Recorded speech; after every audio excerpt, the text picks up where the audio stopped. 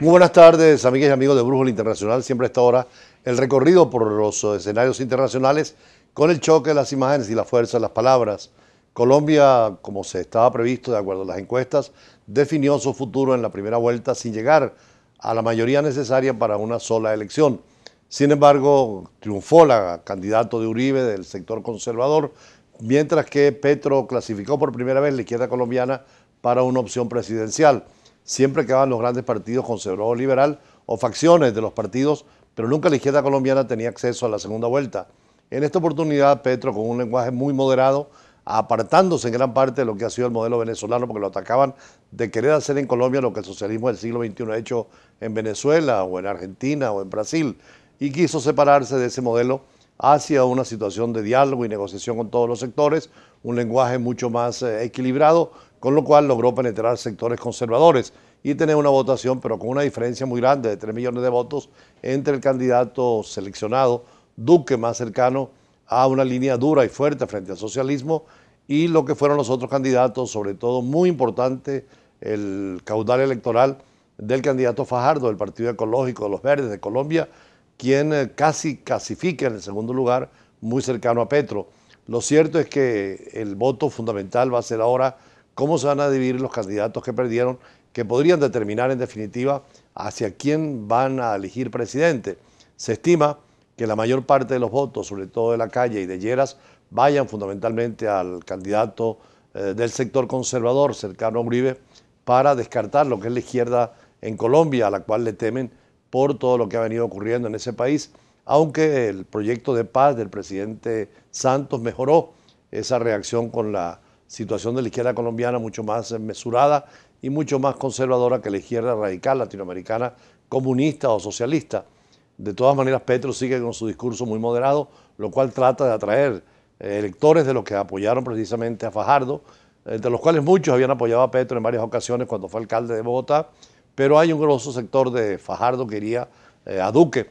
Y lo mismo en el caso de la calle, que además propició todas las negociaciones de paz. Algunos de sus electores podrían ir a Petro, pero la gran masa también se inclinaría más por Duque. Así que, en definitiva, y Lleras también, la mayor parte del electorado iría fundamentalmente hacia la candidatura de Duque, con lo cual se estima, y así lo ven hoy por lo menos los analistas colombianos, que la presidencia de Colombia va a estar de nuevo en manos de Duque, y se queda a la izquierda bien clasificada, bien puntualizando una serie de criterios nuevos en la izquierda latinoamericana, distinta del chavismo latinoamericano, con una nueva versión del socialismo, pero por ahora sin posibilidad real, aparentemente por hoy, del triunfo en Colombia. Veamos lo que nos dice la prensa de los dos candidatos que van a la segunda vuelta presidencial en Colombia.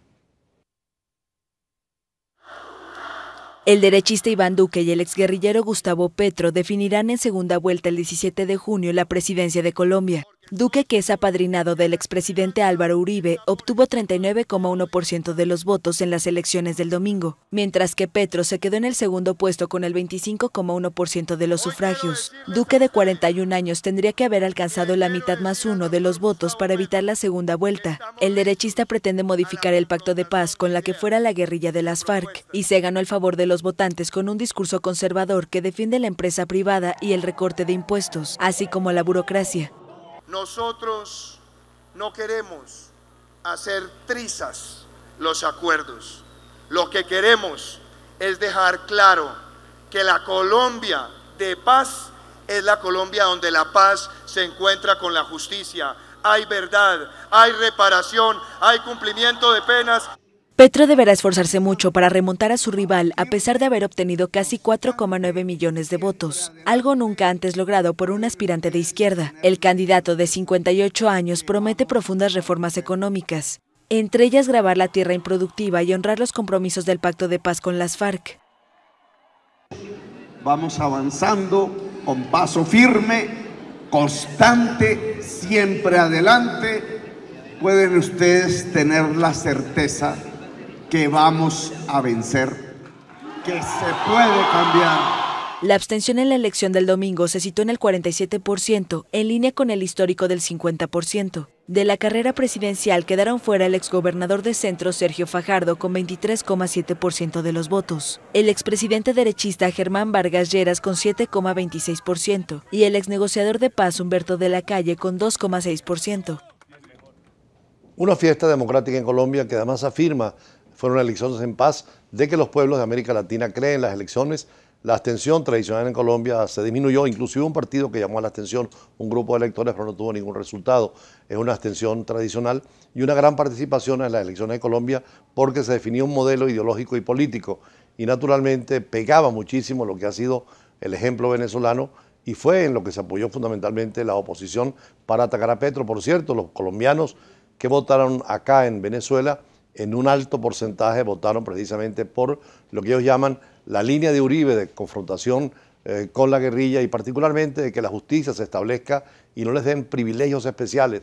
Eso cuestiona lo que llaman la justicia transicional en el caso colombiano y que la justicia vaya de acuerdo con la democracia y la libertad y la guerrilla pues acepte definitivamente la derrota que se le impuso ante la imposibilidad de poder llegar al poder por la vía armada o militar. Así pues, las elecciones colombianas son una afirmación más de la democracia latinoamericana, una creencia absoluta en el Consejo Nacional Electoral, en los militares al margen de toda la pugna política y una transparencia que los delegados internacionales aplaudieron en este ejemplo colombiano. Esperaremos qué va a pasar en la segunda vuelta, el balotage, como llaman los franceses, en donde, como decíamos, todo indica que a pesar del esfuerzo de Petro y el cambio de su discurso, seguiría precisamente Duque y los sectores más conservadores los que llevarían la política colombiana. Y en el Paraguay también hubo elecciones, como recuerdan ustedes, donde precisamente ganaron también los sectores más conservadores. El propio presidente ya se resigna a dejar el poder y va a cargos parlamentarios dentro de la tradición democrática del Paraguay, que también rechazó las dictaduras y está en el camino de la transparencia democrática y del orden institucional, constitucional, con separación de poderes y con el respeto a los derechos humanos. Cartes abdicó a su cargo para ser jurado como senador el próximo 1 de julio, cargo obtenido por elección popular de la mano con el Partido Colorado. Recordemos que su periodo presidencial finaliza este 15 de agosto, fecha en la que Mario Abdo Benítez, presidente electo, tomará el cargo luego de ganar con la mayoría de votos las elecciones el pasado 22 de abril. Es importante resaltar que es el Congreso en sesión extraordinaria el que deberá aprobar o rechazar la renuncia de Cartes, que de no ser aprobada complicaría la presencia de este en el Senado, ya que podría incurrir en la duplicidad de cargos. De ser positiva la respuesta del Congreso, el presidente electo designó a la vicepresidenta Alicia Pucheta como la mandataria interina del país, siendo la primera mujer en ocupar el cargo. En América Latina hay presidentes que quieren quedarse en el poder a como dé lugar. Precisamente el presidente Lagos en Chile logró reducir el periodo constitucional para ser más corto y en el caso ahora de Paraguay, antes de terminar el periodo de entrega ya quiere incorporarse al Congreso y dejar precisamente, como estábamos viendo, la presidencia, pero ya hay un periodo establecido para que el próximo presidente asuma las funciones y él pueda dedicarse a la vida parlamentaria. Y en el caso del Paraguay, hace poco entrevistamos acá a un paraguayo ministro de la Secretaría de la Función Pública de Paraguay, Humberto Peralta, donde precisamente nos hablaba del compromiso democrático del Paraguay y del interés por la integración latinoamericana.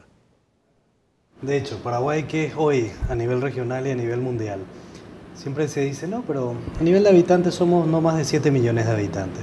Sin embargo, somos el país número 1 en producción de energía eléctrica por hidroeléctricas, por lo tanto energía no contaminante.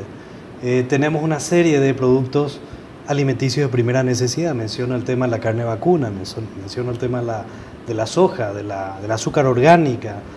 Tenemos la tercera flota más importante de barcazas en el mundo. Y uno diría, pero Paraguay, ¿qué extensión territorial tiene? Y bueno, tenemos uno de los ríos, justamente el río Paraguay, que conecta con el río de la Plata, entre China, Estados Unidos y Paraguay tiene la tercera flota de barcazas más importante. Significa que hay un movimiento comercial interesante. Hablemos de administración pública.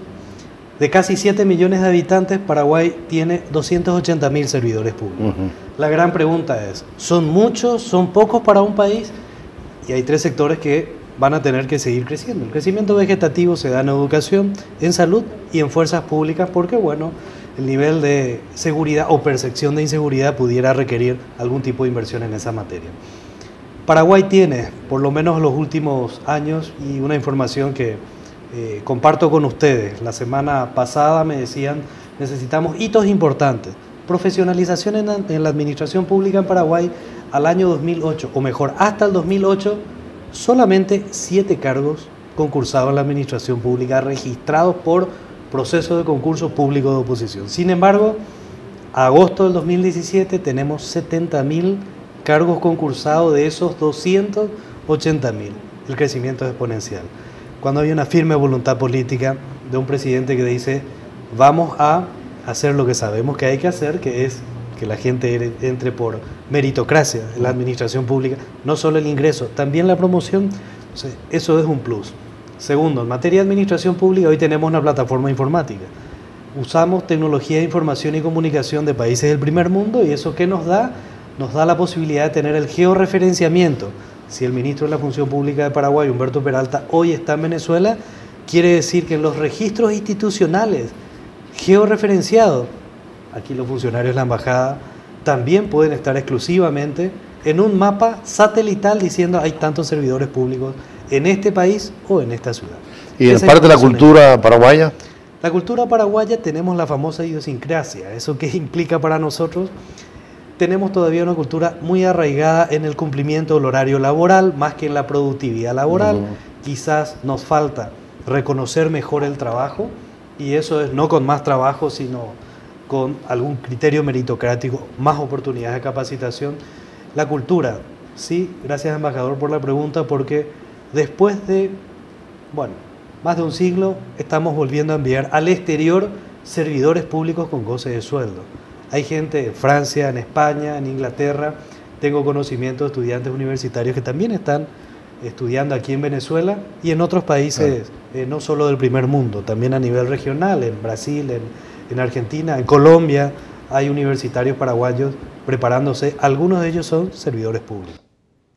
Más adelante vamos a conversar con Nicolás Rubio, experto en negociaciones internacionales, con el tema del Grupo Orinoco y todo lo que significa el desarrollo sustentable y sostenible en América Latina, con referencia a Venezuela. Ya regresamos.